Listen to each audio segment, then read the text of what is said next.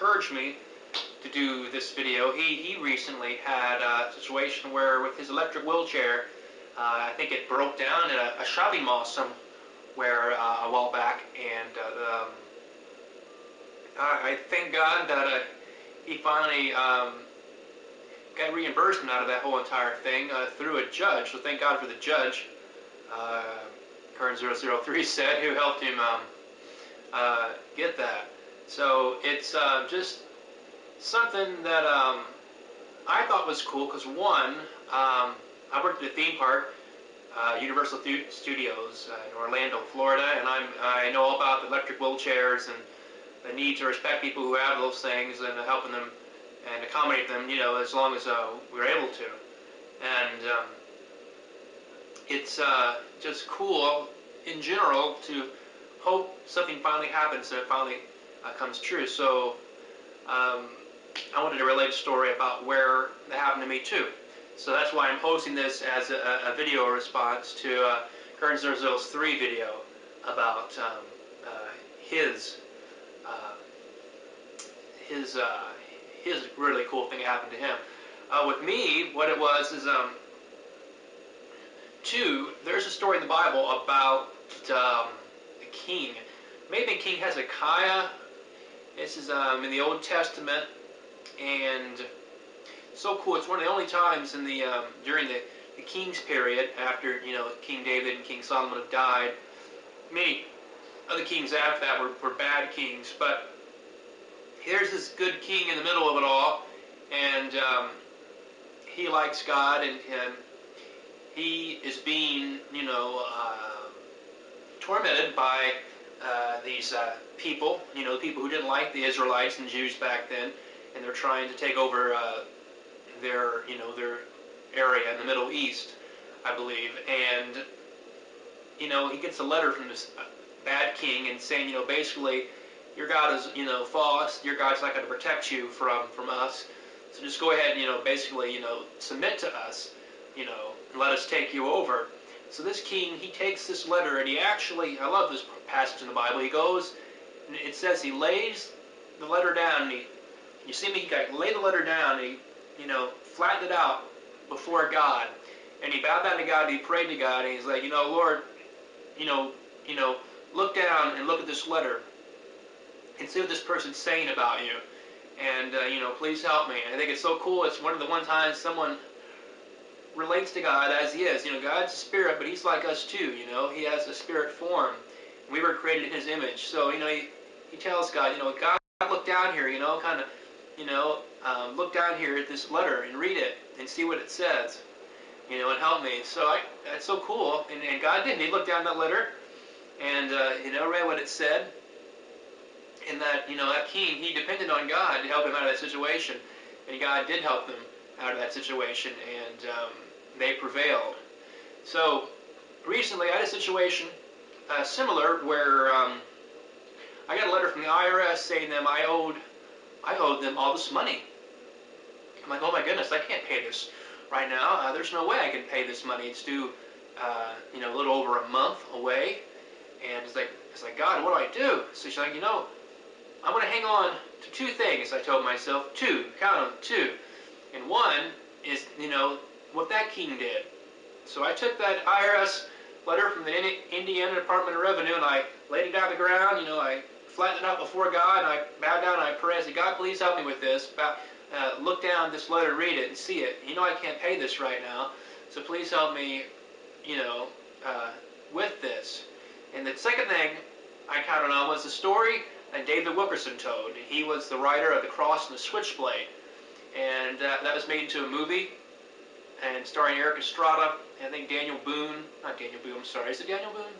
Who's the Christian guy who has that Boone last name? I'm sorry, I can't.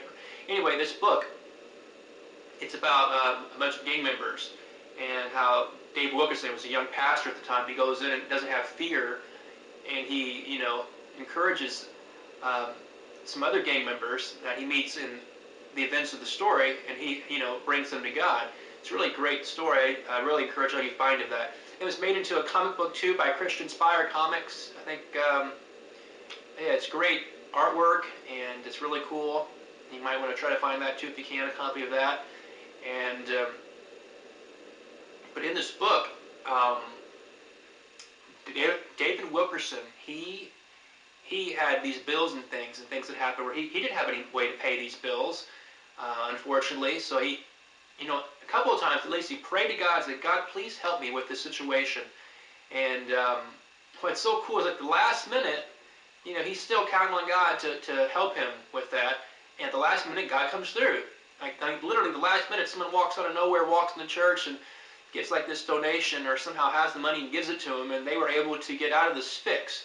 And it's not like typical situations where churches ask for money and stuff like this. And these people weren't asking for money. They were humble, and that's the right way to do it. They just counted on God to provide for them, and God, led other people to help them out, and they were able to get the money.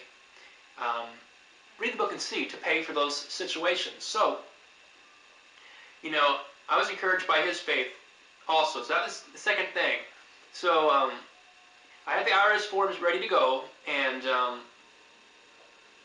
would have got the money somehow, through working or something to pay for that i.r.s. bill if I had to. I would have been out a lot of money and it would have really hurt me. But, I counted on God to the last minute. And what it boiled down to with the i.r.s. is when I lived in Orlando, Florida for a while, I didn't change my state ID. I didn't need to. I didn't have a valid driver's license. I didn't drive. I didn't vote, so I wasn't a registered voter. But I didn't change my state ID. That's difficult to do in Florida where I was, and I chose not to do it. But if you don't change your state ID, then you still owe the state you were in, which you technically are a resident of. You owe them the state taxes. So in Florida, I didn't have any state taxes, but Indiana wanted the state taxes that I earned money on in Florida. So I understood that. I was willing to pay it. Again, it would have hurt me, but I would have paid it. So I counted on God to the last minute. And I noticed, like, the last couple of days before I, had the bill due, I realized that I had the bill sitting under my Bible the entire time. That was kind of cool. So I said, God, I'm going to wait to you until the last minute. So the night before it was due, I got down there finally, I filled out the forms, and I was going to mail it in if I had to, get a scan the next day and mail it off.